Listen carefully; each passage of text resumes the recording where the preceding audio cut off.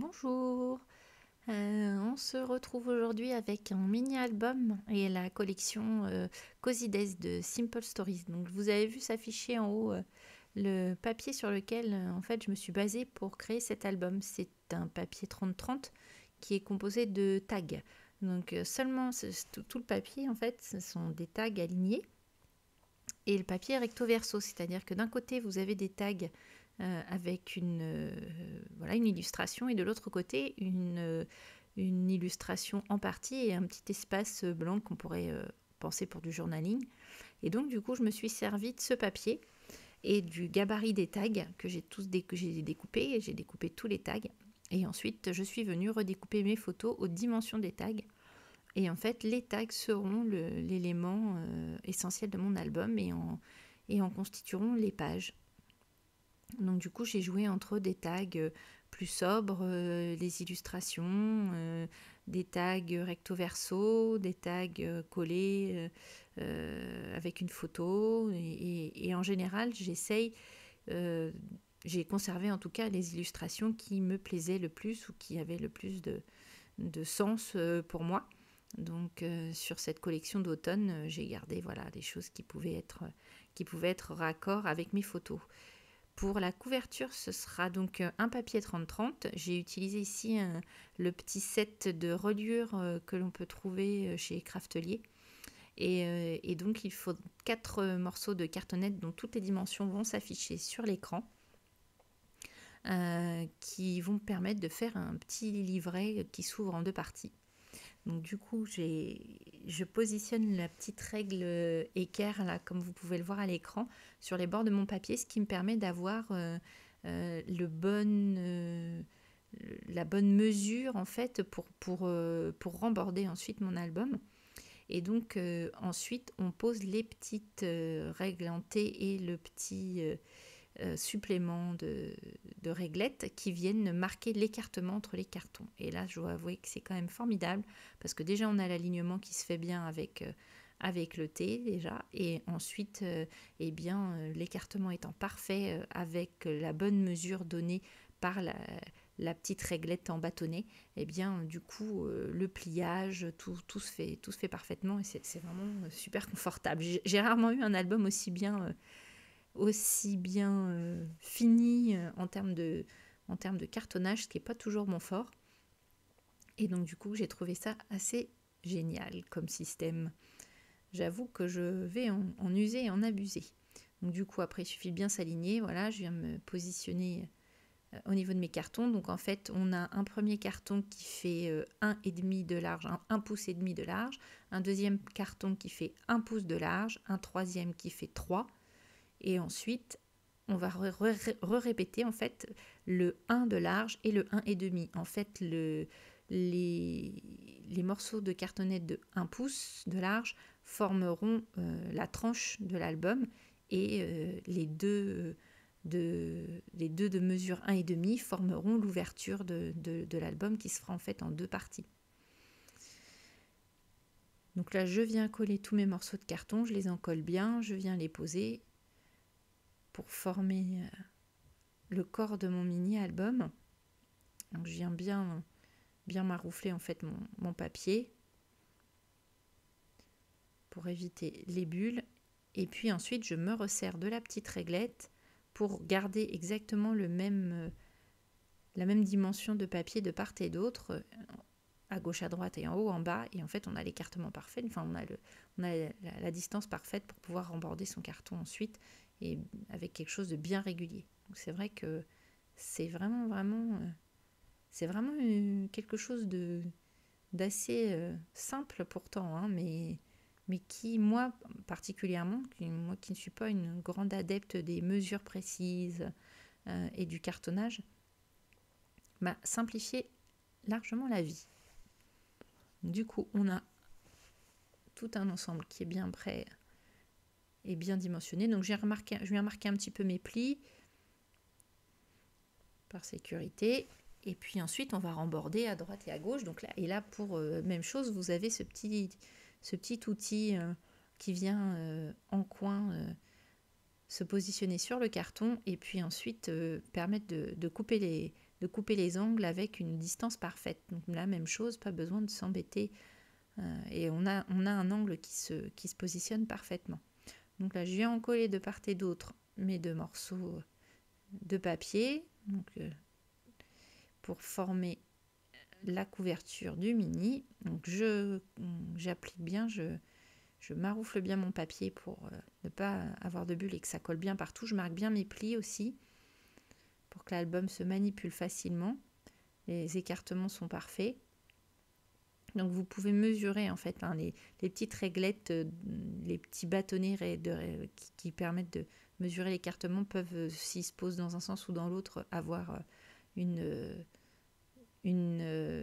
hauteur différente. Donc ça permet de pouvoir jouer sur l'espacement aussi de nos cartonnettes et de coller voilà, avec une petite différence de millimètres suivant si on les met dans un sens ou dans l'autre. Donc il faut bien faire attention à ça aussi d'ailleurs quand on s'en sert. Mais c'est vraiment très pratique, c'est vraiment très très chouette. Vous avez vu la vitesse à laquelle, bon là j'ai mis un peu en accéléré, mais en termes de vitesse de réalisation, c'est vraiment très très très très agréable et franchement très très simple. Vous voyez, mes bords sont vraiment parfaits. Donc, du coup, c'est assez appréciable. Donc, du coup, là, je vais recouvrir l'intérieur de l'album avec un rectangle de papier. Donc, en fait, pour cet album, je n'ai utilisé qu'une feuille 30, enfin 2 feuilles 30-30, une qui va me servir pour ma couverture et une deuxième qui m'aura servi pour mes tags, simplement. C'est un album qui consomme assez peu de papier et c'est un album que vous pouvez reproduire facilement avec pas mal de collections de chez Simple Stories, puisque à chaque fois dans leur collection, ils ressortent sous le même format des feuilles de 30-30 avec des tags. Là, une collection est sortie pour le printemps, qui s'appelle Bunnies and Bloom, que vous pouvez trouver chez Perrine dans la boutique dans mes pochettes. Et vous avez un papier tag aussi dans cette collection. Donc vous pouvez très bien le reproduire avec un esprit printemps. Ça marchera très bien aussi. Ça va c'est vraiment voilà, c'est reproductible ou même de pouvoir vous-même élaborer vos tags. Je vous ai mis, vous avez vu à l'écran la dimension du papier intérieur. Je n'ai pas mis la dimension de papier que j'avais utilisée pour faire ma couverture extérieure, tout simplement parce que je ne l'ai pas mesurée. Voilà, j'ai une hauteur de 4,5 pouces dans mon album et j'ai conservé les distances pour remborder qui étaient directement faites avec la petite équerre. Donc du coup, je n'ai pas mesuré le papier d'extérieur. Mais bon, dans un papier, avec cette structure d'album, dans un papier, vous pouvez faire les deux couvertures, intérieure et extérieure. Donc ça permet, même si on n'a plus beaucoup de papier dans une collection, de pouvoir les utiliser pour faire un mini-album. C'est l'avantage. Donc là, je colle bien au fur et à mesure. Je maroufle bien à chaque étape. Et puis, je marque bien mes plis au fur et à mesure aussi pour que mon album soit bien mobile. Vous voyez, c'est assez simple. C'est un tout petit format, tout petit, tout mignon. Et il est très sympa à faire. Donc là, je vais marquer le centre au niveau de ma hauteur, ce qui doit représenter 2,25 pouces, je pense. Et puis je vais faire une distance, je crois, d'1 pouce environ de 0,5 pouces. Là, j'ai travaillé en pouces pour avoir des mesures qui tombent juste avec notamment les tags. Voilà. Donc je suis partie, donc c'est ça, sur 2,25 pour marquer pour faire une marque, et puis 0,5 pouces du bord. Mais je crois que j'ai dû vous afficher ça, ça va s'afficher à l'écran juste après. J'ai fait 2 trous à la crocodile de chaque côté pour pouvoir me permettre de fermer mon album. Et je vais y positionner 2 œillets. Mais normalement, voilà, c'est ça. 0,5 pouces du bord et 2,25 du haut. Donc on a les mesures pour faire nos trous. Je les ai mis au milieu. Et je viens mettre des petits œillets avec ma crocodile pour solidifier et puis avoir une jolie finition au niveau des trous et du devant de l'album. Donc sur ce mini, on verra simplement ensemble la structure et je vous ai mis les photos pour l'album fini. je suis pas passée par la déco. Sous la déco, vous allez voir, elle est très simple. J'ai vraiment utilisé simplement les produits et embellissements de la collection, des die cuts, des stickers mousse, euh, simplement, et des illustrations de certains papiers ou tags. Et voilà, ça s'est tenu à ça. Et puis j'ai aussi utilisé pas mal le sticker book de la collection. J'utilise les petits sticker book avec lesquels en fait, je colle mon petit sticker sur un petit morceau de Bristol blanc, sur des chutes, souvent sur mes chutes qui traînent.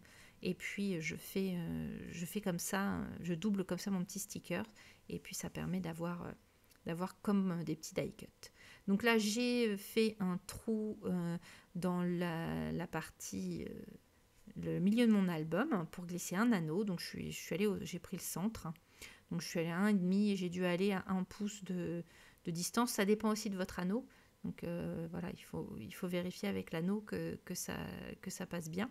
Et donc voilà ce que donne mon album. Les petits tags vont venir se mettre à l'intérieur. Il y a une illustration d'un côté et une photo de l'autre. Donc en fait, il est visible des deux côtés. D'un côté, on voit les photos, on fait défiler les photos, comme on peut le voir ici, donc de l'intérieur. Et à l'extérieur, quand on a le tag qui est passé de l'autre côté de l'album, on peut voir les illustrations et les tags illustrés, comme on peut le voir ici. Donc là, voilà, celui-là était à l'intérieur. J'en ai mis quelques-uns en petits intercalaires, mais quand on a l'album de l'autre côté, voilà ce que ça donne. On peut le retourner et voir les petits tags décorés à l'extérieur de l'album.